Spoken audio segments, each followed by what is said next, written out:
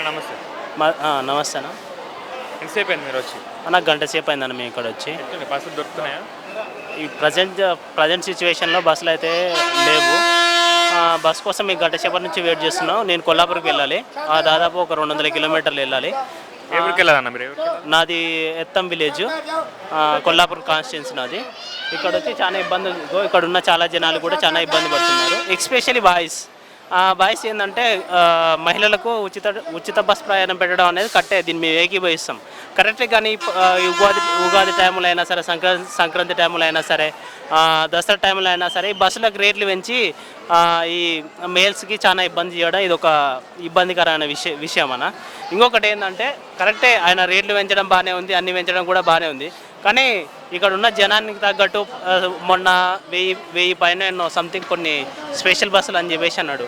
ఆ స్పెషల్ బస్సులు ఎక్కడ పోయినో తెలియదు, అవి ఎక్కడ పోయినో తెలియదు. ఇక్కడ మేము గంట సేపు వెయిట్ చేయబట్టి మేము ఇంటికి కూడా ఒక 7 o'clock 8 o'clock కూడా ఆ టైం పడుతుందని మేము అనుకుంటున్నాం.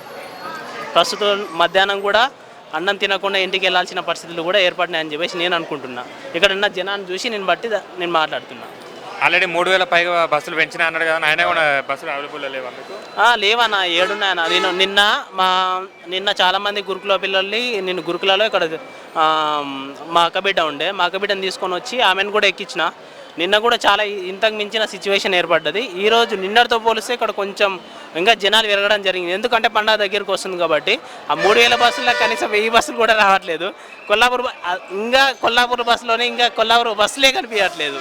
ఆ 3000 బస్సులో కొల్లాపూర్ బస్సులు వేసిండో వేయలేదో కూడా మాకు తెలియదు ఇంకా.